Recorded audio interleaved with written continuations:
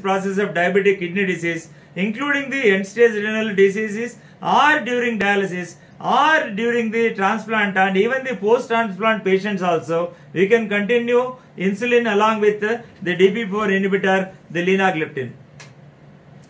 And the vildagliptin has no cardiovascular outcome trials, and the VIVID trial that gives the evidence of increased left ventricular volume, which is not a desirable effect in fact. And teneligliptin, this is the Indian gliptin, this has got no CVOTs, and the risk is there always. The QT interval prolongation is thereby it leads to ventricular and supraventricular arrhythmias, and the patient may get into sudden cardiac death, that is called SCD. So I don't have any experience with teneligliptin, I am sorry. And comparison of studies should, again I'm saying the same thing. The study should be interpreted with caution due to differences in the study design and population and methodology. The possible albuminuria effects with the benefits with linagliptin, learnings from the Carmelina. And in the left hand side you can see that clearly there is a relative risk reduction of 14% in the progression of the albuminuria, and the 15% increase benefits, see the relative risk reduction seen with the urine albumin creatinine ratio reduction more than 50%. So these are the two benefits we observe with the linagliptin. And the 2019 ESC guidelines on diabetes, prediabetes and cardiovascular diseases developed in collaboration with EASD, that is European Association for the Study of Diabetes. And the recommendations for glucose lowering treatment for the patients with diabetes, SGLT2 inhibitors, the empagliflozin, the canagliflozin and the dapagliflozin recommended in the patients with type 2 diabetes mellitus and the cardiovascular disease are at very high CV risk to reduce the CV events, and the class of recommendation that is called COR is 1, that is the highest class of recommendation, and the level of evidence, that is LOE, is A. And empagliflozin is recommended in patients with T2DM and cardiovascular disease to reduce the risk of death. This carries the class of recommendation 1 and the level of evidence is B. And recommendations for the treatment of patients with diabetes to reduce the heart failure risk, you can clearly see this SGLT2 inhibitors, the class of recommendation is 1 and the level of evidence is A, and the recommendations, the DP4 inhibitors, this is sitagliptin, linagliptin, have a neutral effect on the risk of HF hospitalization for the heart failure, and may be considered for diabetes treatment in patients with heart failure. This carries the linagliptin and the sitagliptin, they carry the class of recommendation is 2B and the level of evidence is B. And the DPP4 inhibitors, saxagliptin significantly increases the risk of heart failure hospitalization and is not recommended in patients with diabetes mellitus with heart failure. That's what I have told you in the earlier slide. The allogliptin was associated with non-significant trend towards the hospitalization for heart failure. So the sitagliptin and linagliptin had a neutral effect. Vildagliptin has no significant effect on left ventricular ejection fraction, but there was an associated increase was seen with the left ventricular volume mass, so which is not a desirable effect. So the safe drugs with neutral effect are sitagliptin and linagliptin, and it's better if you can avoid, definitely you have to avoid saxagliptin. If possible you avoid allogliptin also, and because of the LVMI, the left ventricular mass index is increased with vildagliptin, it's better to avoid in heart failure patients. On the cardiovascular and the renal outcomes evidence with individual agents with the SGLT2 inhibitors and DPP4 inhibitors FDC, and the globally approved, that's what I said, the empagliflozin based on the EMPA-RIDE outcome and the linagliptin based on the Carmelina, and the dapagliflozin diclofenac is 58, and the saxagliptin cevatimi 53, and the etugliflozin verti-CV, and the sitagliptin tecos, and the parameters we have to take is the 3-point MACE and the CV death and the hospitalization for heart failure and the renal parameters. If you take that, all the yellow, like you get only with empagliflozin, like the decreased risk in 3-point MACE and the decreased risk in cardiovascular death and the decreased risk in the hospitalization for heart failure, and the renal benefits are seen with empagliflozin, whereas the linagliptin is at least neutral. Okay. And dapagliflozin, it is neutral with 3-point MACE. That's what I said. It was not able to meet the primary endpoints in the declared TIMI 58. So, with regards to HHF, it is a very good drug of choice. Now, the first drug is dapagliflozin to be used in heart failures, even in the absence of diabetes. That is, non-diabetic heart failure patients can be put on dapagliflozin. This was the mandate given by US FDA. And later on, empagliflozin also was given the same mandate. And recently, the results of the Emperor HRF, that is heart failure reduced with reduced ejection fraction, were rolled out. And the phase 3 clinical trials are over. And the next trials are supposed to be in the last quarter of this year, I think. And you can see the etugliflozin based on the verti-CV trial. It shows neutral, and HHF, it reduced the heart failure hospitalization risk, and renal, it is neutral only, and sitagliptin, it is neutral, and with renal also it is neutral actually. They have shown it as uncertain, but it is neutral. And clinical considerations of Mr. Vijay: achievement of metabolic control and the prevention of complications, ensuring a sustainable care, and drug specific and patient factors. Now come to this. Madhu? Okay. Despite high efficacy, no increased risk of hypoglycemia with empagliflozin and linagliptin fixed dose. You can clearly see this.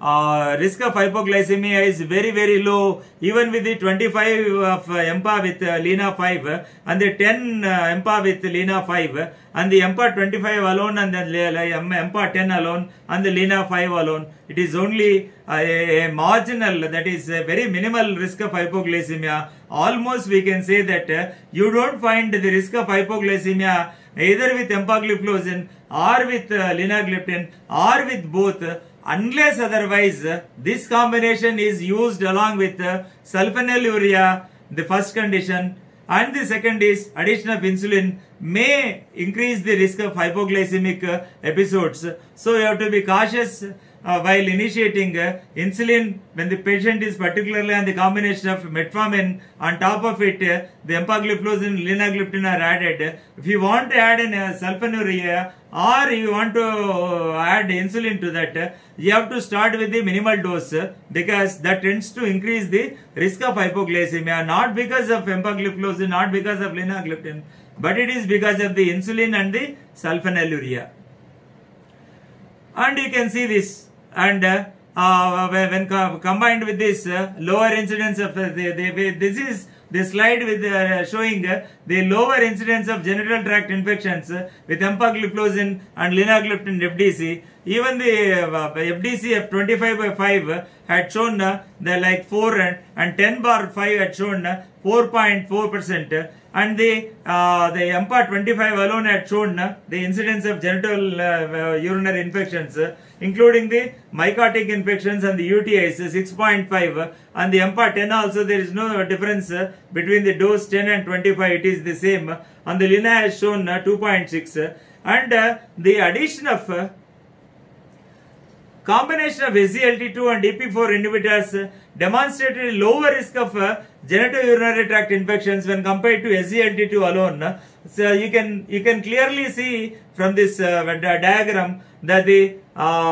relative risk reduction of this particular genitourinary tract infection, the mechanisms are still unknown, why we get the lower incidence of UTIs and lower incidence of the monilial infections, especially the candidial genital infections when combined with DPP-4 inhibitor. When the SGLT2 inhibitor empagliflozin is added to the DPP-4 inhibitor, why we see this? Though the mechanisms are not very clear, but the hypothesis is that the DPP-4 inhibition by this linagliptin leads to the suppression of the organisms, either the mycotic infections or the bacterial infections are suppressed in the absence of the enzyme DPP-4. That is the hypothesis. So a combination always reduces the risk of genitourinary tract infections. And I once again tell all my colleagues, whenever you start this particular SGLT2 group of drugs or in combination with the DPP-4 inhibitors, you should counsel the patient in such a way that the patient should never get dehydrated. So adequate hydration is most important, or else they may land up in the dehydration leads to the euglycemic decay, and some sort of this SGLT2 inhibitors, they have got the osmotic diuretic effect, so they tend to get into dehydration, which leads to the euglycemic decay. So you have to be very careful about the counseling with regards to adequate hydration. At least 4 to 5 liters of fluids, whatever it may be, it is lemon water or even the buttermilk or the ragi ganji or the barley ganji, whatever it may be, along with the water, it should be taken in plenty. And the second is, ask the patient to maintain the genitourinary hygiene, so that you will be able to prevent the infections. When the genitourinary hygiene is maintained, there is every chance of reduction in the incidence of genitourinary tract infections or the monilial infections. And this is also the better safety outcome with simultaneous SGLT2 inhibitors and DPP-4 inhibitors FDC as compared to sequential addition of SGLT2 to DPP-4 inhibitors. That's what we have been discussing for the last 1 hour. And clinical considerations, achievement of metabolic control, prevention of complications, ensuring sustainable care, drug specific and patient factors, and cost. Definitely cost is a big barrier, and let's talk about the cost. And the good glycemia control delays the onset of complications and decreases overall cost of diabetes management. And you can see like the cost, the 0, 10,000, 20,000, like it goes up to 1 lakh on the y-axis, and the x-axis it is the age from 35 to 80, and the poor glycemic control leads to lot of complications which not only reduce the quality of life but incurrence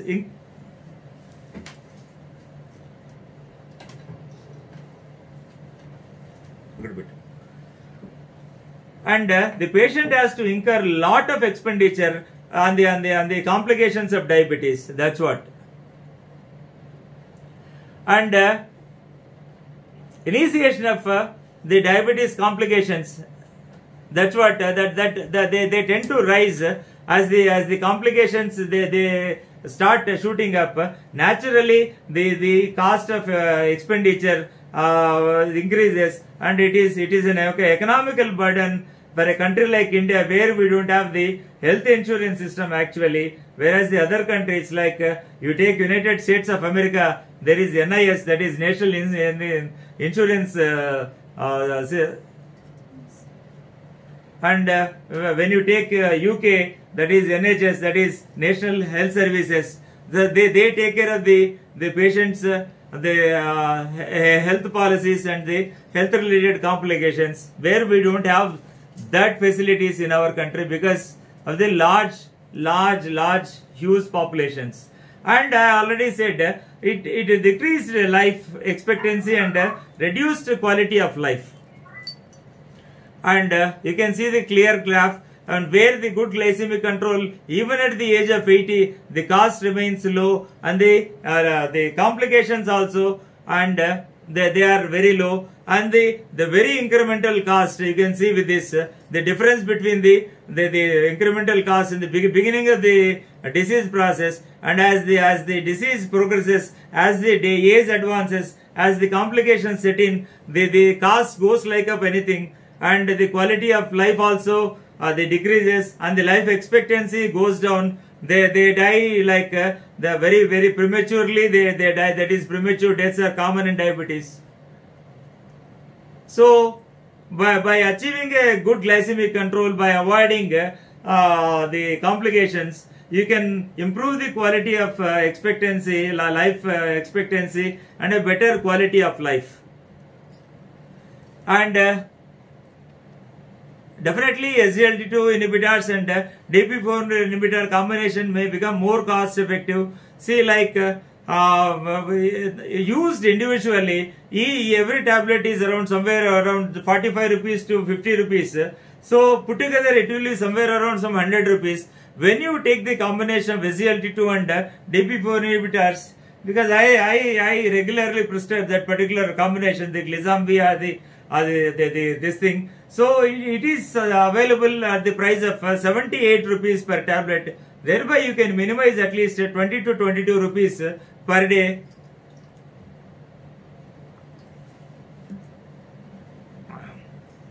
So definitely we can come to the conclusion that the cost will come down with the combination therapy.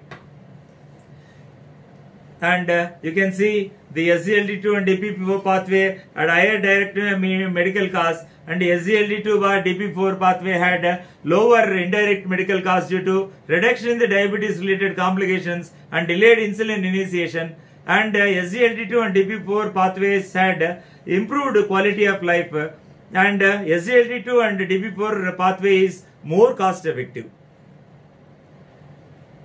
And let us summarize the things. The optimizing benefits of empagliflozin and linagliptin fixed dose combination. That is either 25 milligram with 5 milligram of linagliptin, 10 milligram of empagliflozin with 5 milligram. Whereas the dose of empagliflozin changes from 10 to 25. Whereas the linagliptin is always a fixed dose, that is 5 milligram only. Like it addresses the combination of the empagliflozin and the linagliptin, addresses the multiple pathological mechanisms in type 2 diabetes, and the robust HbA1c reduction with low hypoglycemia risk, and it reduces not only the blood sugars, it reduces the weight, it reduces the systolic blood pressure, it reduces the diastolic blood pressure. Thereby the nocturnal hypertension gets controlled, the uncontrolled nocturnal hypertension, which is a major cardiovascular risk factor, gets controlled with addition of this particular to the standard care of antihypertensive therapy. So several studies have shown that, and we got lot of the robust evidence to say that, and it reduces the progression of albuminuria, and it decreases the ESCR, and it improves the vascular function.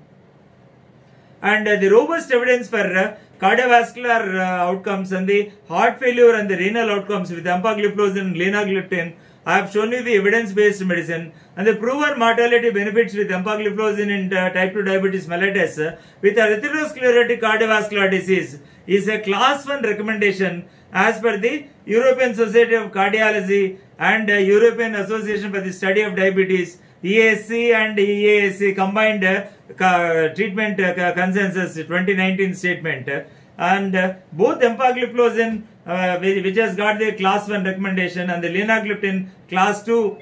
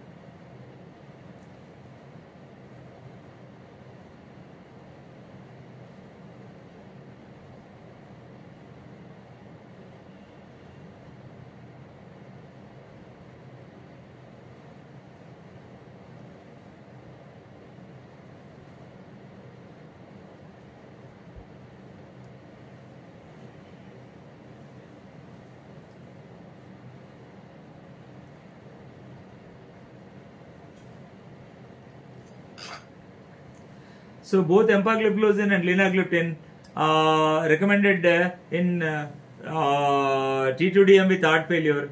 Even that is recommended by the European Society of Cardiology and EASD. And now the 2020 guidelines from American Diabetes Association also recommends whenever the patient is at risk of developing atherosclerotic cardiovascular disease or with established atherosclerotic cardiovascular disease, we have to initiate the patient with either SGLT2 inhibitors or with the GLP-1 receptor agonists. But the European Society of Cardiology has gone one step ahead, and it has said with or without metformin you can initiate this SGLT2 inhibitors if the patient is at risk of ASCVD or with an established ASCVD. Either with SGLT2 inhibitor or with GLP-1 receptor agonist, you can initiate the treatment if the patient is T2DM naive patient.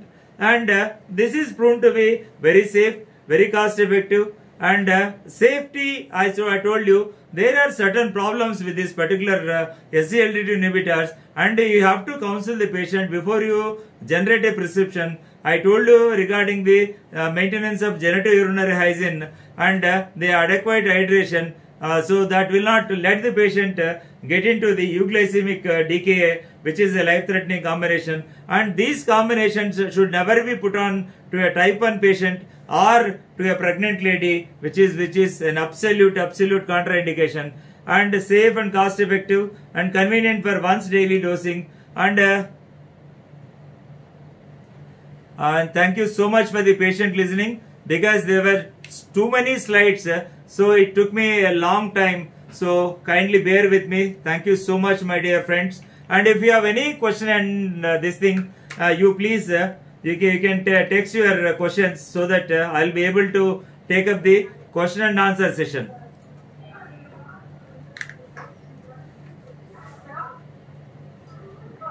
Chat box.